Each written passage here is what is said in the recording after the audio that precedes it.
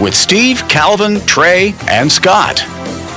5:18 is where we stand. We're going to be here till 6 o'clock tonight. Thanks to Wayne Kostrowski from Taste of the NFL. And now Master Chefs, and the fellow's going to have a little something to share with you during the show as how you can be involved with all that's going to be taking place this coming Friday if you happen to be down in the Augusta area, down in Georgia, and being a part of the Masters and all that it has come to be over the years. It's really something special. In the meantime, I'm just going to quickly say I'm going to turn the ship over to the guys here shortly because I've got to go off and serve as the Master of Ceremonies again this year at the National Football Foundation Gridiron Club of Dallas Big Awards Banquet. And this is where 90 young people from 90 high schools here in Texas, in the North Texas area, all receive Scholar Athlete Awards. They're rock stars in their own right. They're headed to the Air Force Academy and Naval Academy and West Point and Yale and Harvard and Vanderbilt. And these guys are just something. But they're also incredible athletes as well, and they really get involved in the community. So we're going to be off doing that. But in the meantime, Steve and Trey and Calvin all going to be holding down the fort as we talk about a subject that has become a major problem in our country. We're talking about bullying. It can happen to young people. It can happen to adults at school, in the workplace. Let's face it, it's in our world. And let me kind of set the stage with some facts and figures as to what the guys are going to be talking about, and then our experts can kind of take it from there. When you talk about bullying, I decided to look it up in the dictionary, and it was defined as the following: the use of force, a threat, or coercion to abuse, intimidate, or aggressively dominate others. The behavior is often repeated and can be habitual. One essential prerequisite is the perception by the bully or by others of an imbalance of social or physical power, which distinguishes bullying from conflict. Now, statistically, at least for minors, 15% of high school students between the ages of 9 and 12 between the grades 9 and 12, were electronically bullied in the past year. 15%. In one large study, about 49% of children in grades 4 through 12 reported being bullied by other students at their school within the last 30 days. Another 30% reported being the bully and bullying others during that time. So for young people, boys and girls of school age, bullying is defined as unwanted, aggressive behavior that involves a real or perceived power imbalance. And the behavior is repeated or has the potential to be repeated over time. And both kids who are bullied and those who do the bullying often they have serious lasting problems probably throughout their life, and unless they get it cleaned up and eradicated. Now, for adults of all ages, both men and women, bullying is the use of force, threat, and as I mentioned, some of the other aggressive, dominant behavior. The behavior is often repeated and habitual. And while adults are more likely to use verbal bullying as opposed to physical bullying, the fact of the matter is that adult bullying exists both in the workplace and out of it. And the goal of an adult bully is to gain power over another person and make themselves, he or she, the dominant adult, okay? So you kind of get where I'm coming with this whole thing. So the bottom line is we've got a serious problem. So how do you put an end to it? Well, these were 3 quick ways to avoid and stop bullying that I talked to some folks, and everybody said basically the same. So we'll, again, turn it over to our 3 experts here and our special guest and see what they have to say during the course of the next hour. Tell them calmly to stop bullying you. For example, you're being really uncool right now.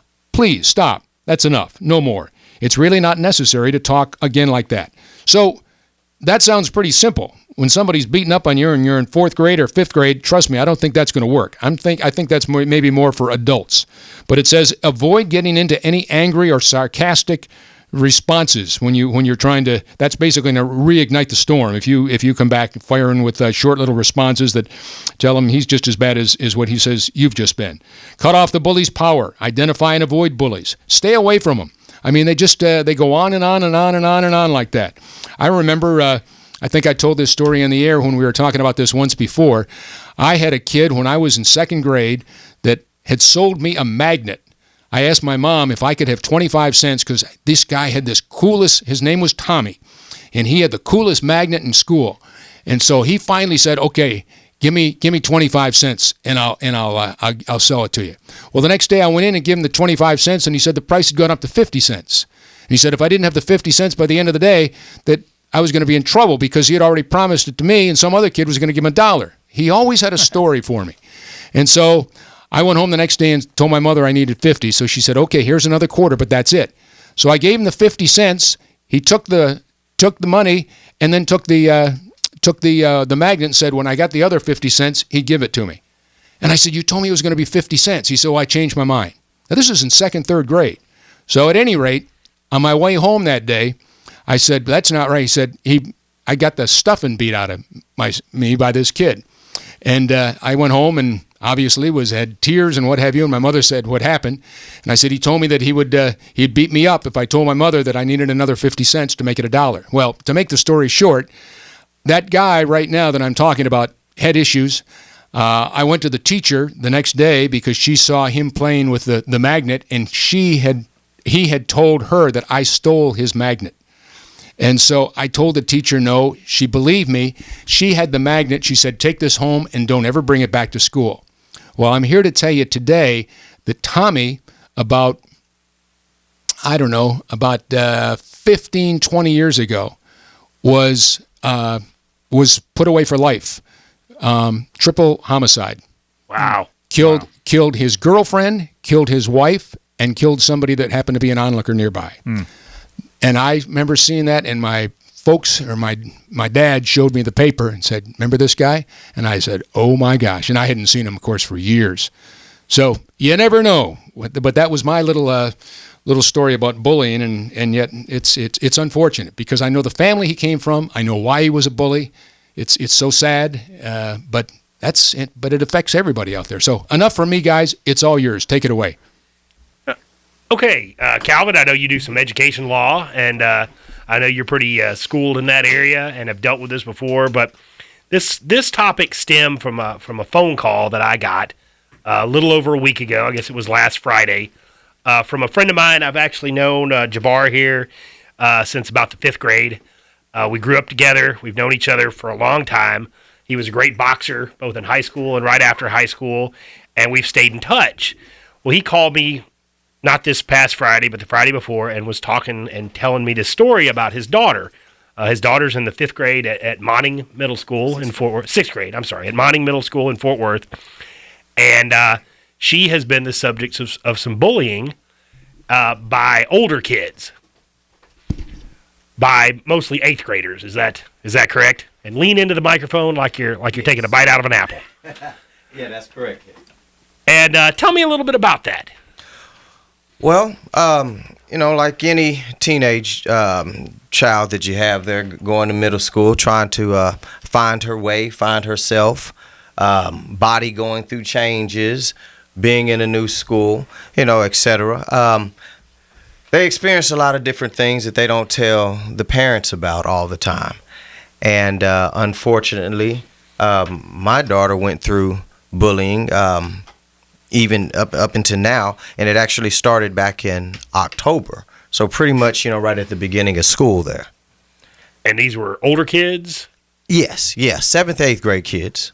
And so in Fort Worth, unlike where we grew up, 6th grade was still elementary school. Exactly. But in Fort Worth ISD, it's 6th, 7th, and 8th. Exactly. And so you got the little 6th graders who hadn't hit their growth spurts yet. Exactly. And they're going to school with 8th graders who are That's right. Can be as big as an adult. And if you were anything like me, if you remember, I graduated weighing 100 pounds. So, I remember, yeah. So you could imagine how tiny my daughter is.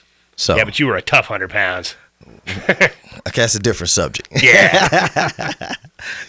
So she experienced this bullying, and it got pretty intense when I received a phone call from another parent. And, when this parent called me and informed me of some things that were going on, I was totally shocked. And come to find out that it wasn't just my daughter, but what happened was my daughter actually, is almost that if I can't beat them, I'll join them type thing. Mm-hmm. And the phone call was from a very good friend of her mother's best friend, the mother of her best friend. And so what happened is my daughter sort of started to turn toward her best friend because they were both being bullied. And it was like, well, you know what? If I'm on their side, then maybe they'll stop bullying Shifting. me. Yeah. And so, but consciously, she knew it was wrong, and she let us know about it and everything. And ultimately, we went to the school to have a talk with the principal and let them know what's going on. And then we found out some rather interesting information ourselves. Our daughters missed almost 2 weeks of one particular class because of the bullying, sitting up in the principal's office and the parents not even being notified about it. They didn't tell you? No, we had no idea. Didn't know anything was going on. They have received documents and statements from the kids every time they report something, but not one phone call to the parents. And see, that's where I'd have a problem. I have an experience in this area, and basically what school boards do, school districts across the state of Texas, are members of what they call TASB, T-A-S-B, the Texas Association of School Boards.